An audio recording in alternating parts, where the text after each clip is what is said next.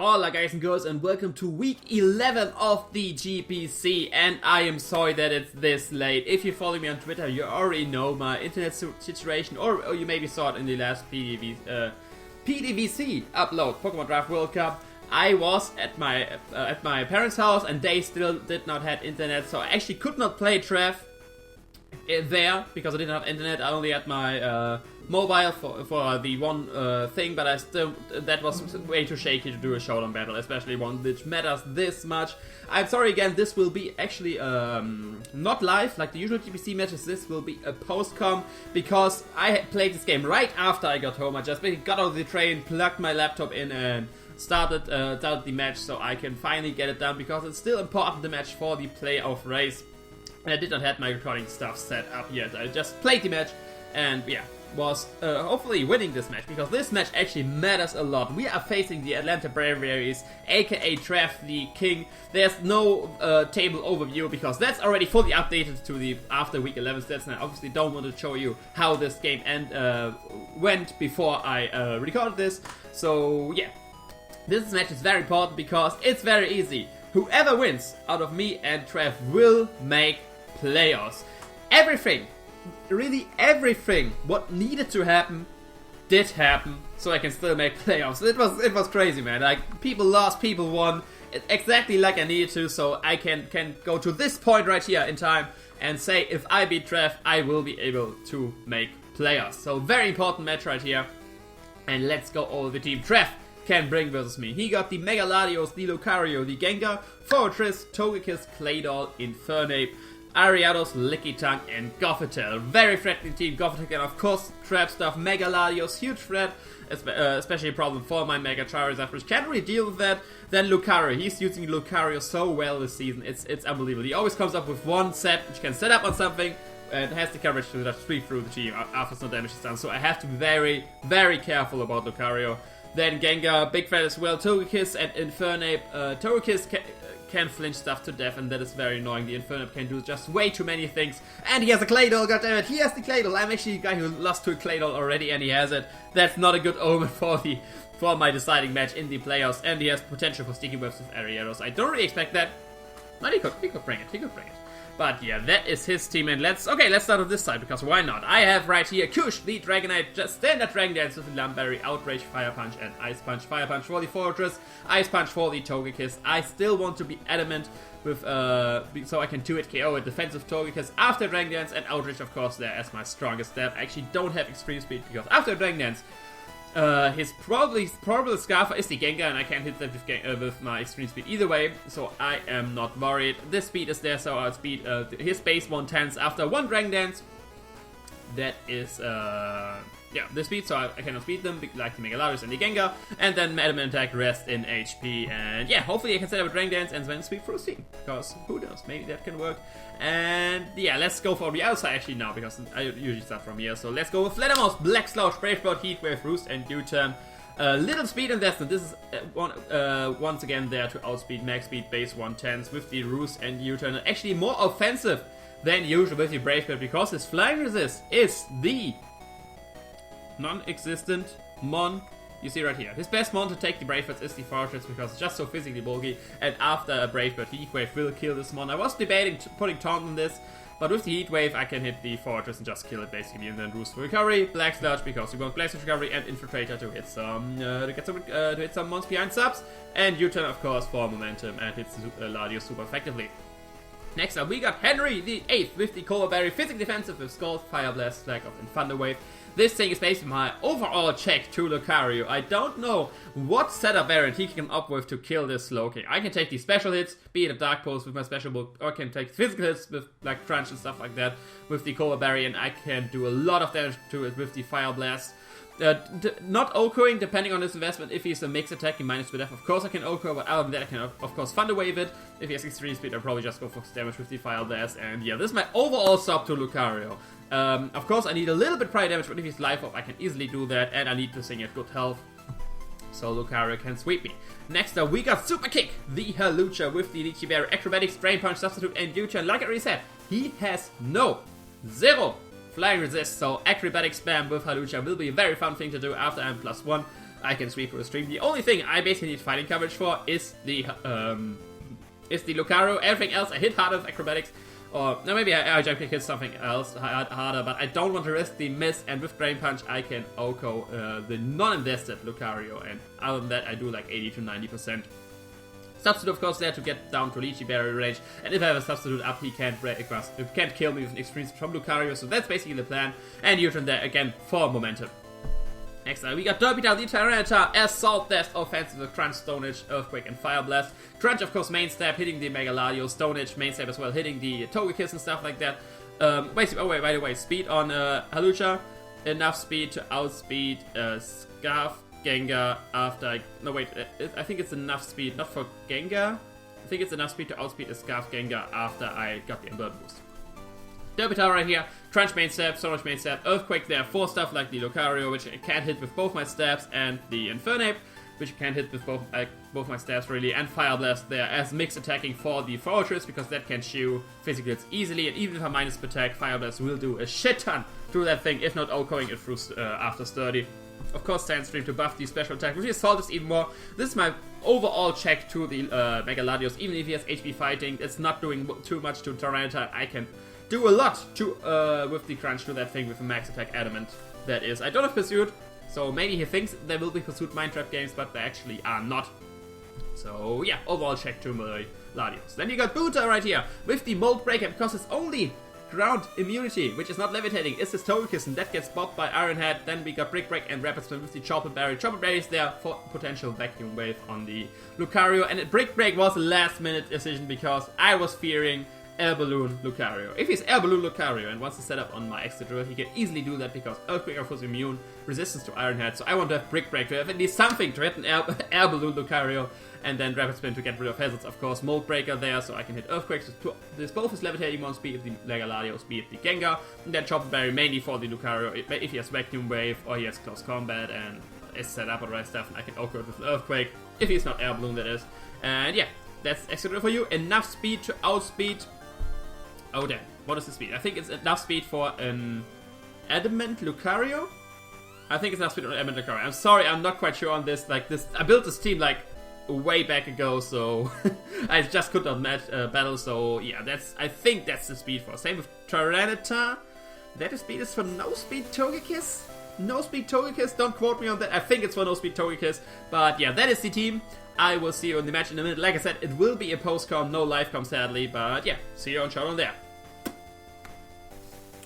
Here we are on Showdown for the match, and like you can see, he decided to bring the Infernape, the Lucario, the Mega Latios, the Fortress, the Gengar, and the Togekiss. So basically what I expected. No Sticky Web, no Trapping Shenanigans, Gothitelle, thank god, because I wasn't prepared anything for Gothitelle. Nothing had a Shared Shell. So that could have been scary. He of course brought the Lucario, big threat. Infernape can just do way too many things. Mega Latios, big threat. Fortress, I am decently prepared for, I'm not too scared about Fortress. Gengar, depends if you Scarf or Life Orb. Life Orb can hit very hard, Scarf is very speedy, and then Togekiss probably physically defensive for my Dragonite. I can't tell for sure, but it probably is, because Fortress has no reliable recovery, and once that is dead, Dragonite has the potential to run through his team after I get the Dragon Dance out. But yeah, looking at his team, I want to lead off with my, what do we call it, my, Crobat. There we go, Crobat. Outspeeds everything. I can basically Brave Bird everything or Heat Wave everything. I'm not, it doesn't matter what he leads with. His Scarfbus won't be able to KO me from full.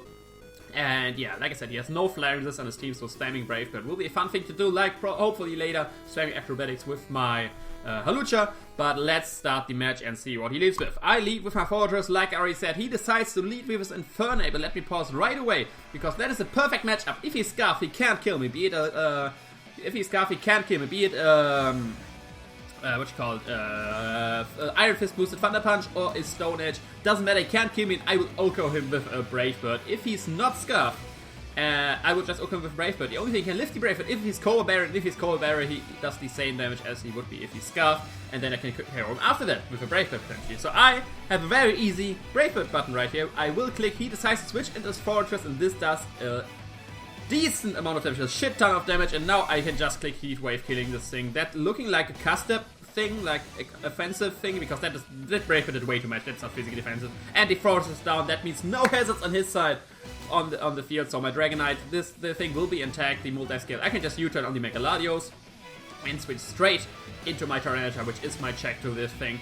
Doesn't matter if he predicts goes for HP Fighting, I can easily take that. If he goes for Draco, Psyshock, even better, but he goes for Dragon Dance actually. And that is very scary because he's physical. I'm Assault Test, I'm not invested in the bulk, I'm just HP invested, but after first I shed my pants right here, but after calking I see, okay, Christ the word, even if he's max attack at +1, he won't be able to KO me with an Earthquake, barring he crits me, and I can KO him back with the Crunch. So I just click Crunch right here, getting rid of his Latios or him switching out. He indeed goes for the Earthquake, I can chew that and go for the Crunch. Thank God Tita is so bulky. It doesn't matter. It doesn't matter if you have super effective move. Tita just chews these hits. He goes into his Infernape. He has very easy U-turn right here, so I go into my Crobats, threatening everything with a Brave Bird on his team. He indeed goes for the U-turn, that's crowd resisted, not caring what he goes for. He goes into his Gengar, and now let me pause it again. Gets some sand damage, and Black can see he gets hit by sand first.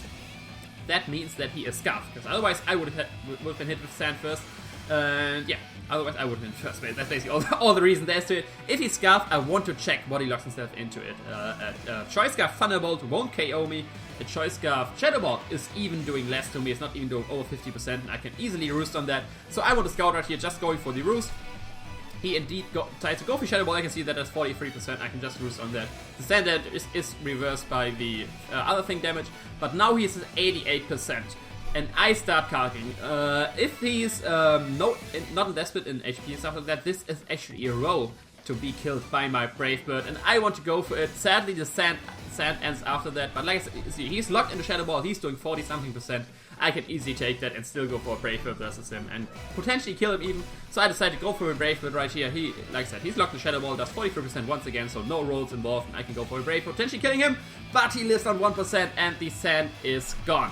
So my plan right here is to go into my Tita, chewing the Shadow Ball, getting the sand back up and killing this Gengar, because with Split F drop he will kill me with another Shadow Ball. But he just predicts that very nicely, goes into his Infernape, and yeah, I'm very threatened by this thing. And I decide right here to just sack my Tita, because my Excadrill is Mold Breaker. I don't need the sand anymore, and it's so weak.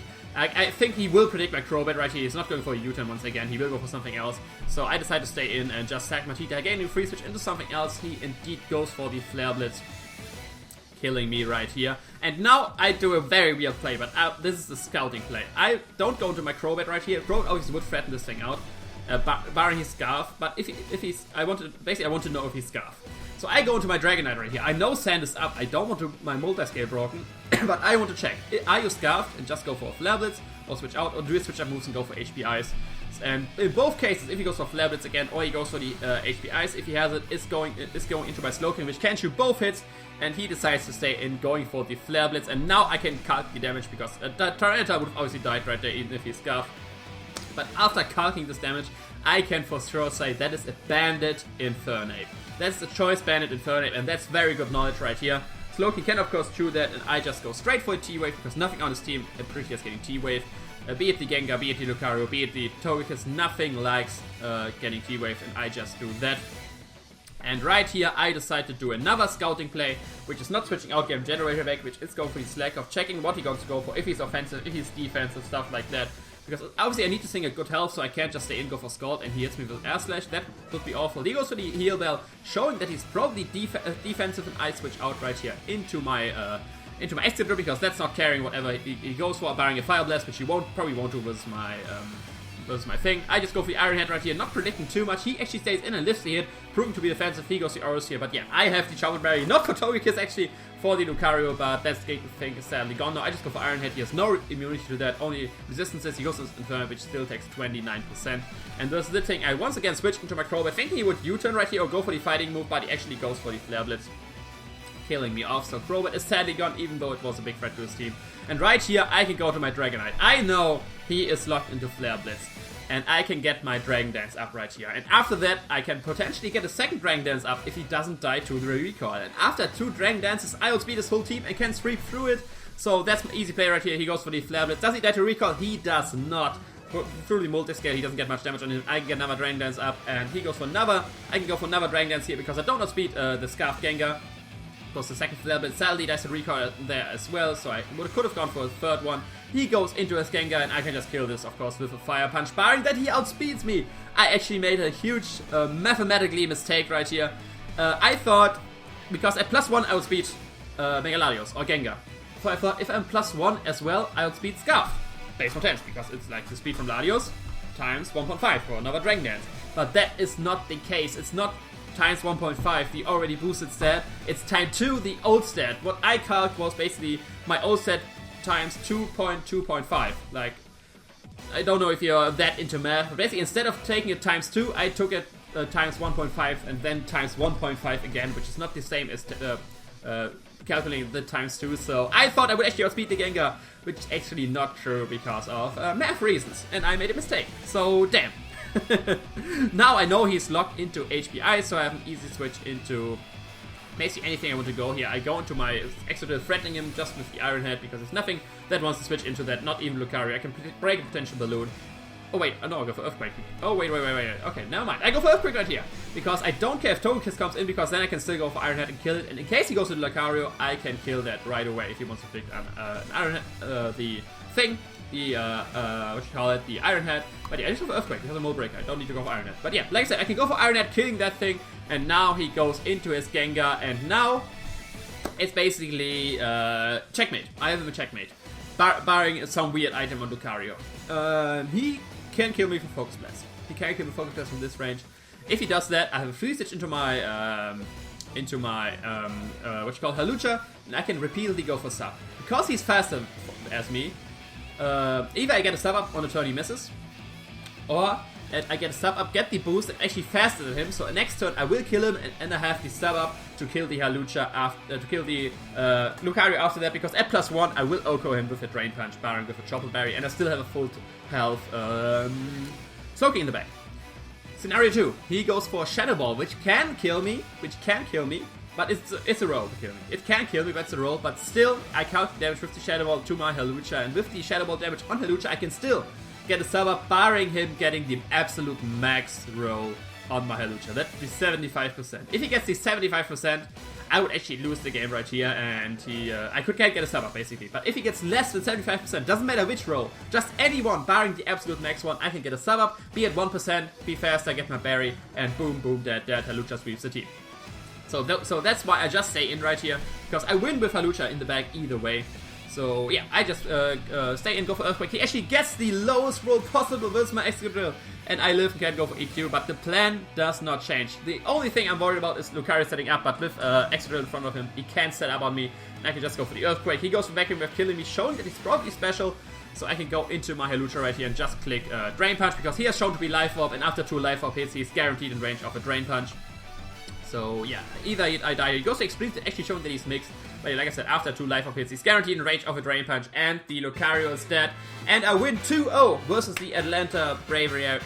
Atlanta Braviarys, yes, correct. I thought it was the wrong name. Atlanta Braviarys and Trev the King, granting the Borussia Donphan to go into the playoffs in this season of the GPC. Very close match, sadly. My plan was to basically flying spam him with Crobat and Halucha, but in the end I didn't even pick one flying move with my Halucha. I didn't even got my berry activated, but still very good game to Trev. Such a fast-paced game, like Mons died very quickly in this game. But yeah, I hope you enjoyed. Definitely check out Trev's side of the match. Link to his channel will be in the description. He has some other great content on his channel as well. He's in various other leagues and a very skilled player. But yeah, that's all from me. I hope you enjoyed. Definitely hit me up on Twitter and Facebook. All the links are in the description. I will see you another time, hopefully for the playoffs match, and hopefully you now win. But yeah, I will see you there. I hope you enjoyed. Ciao.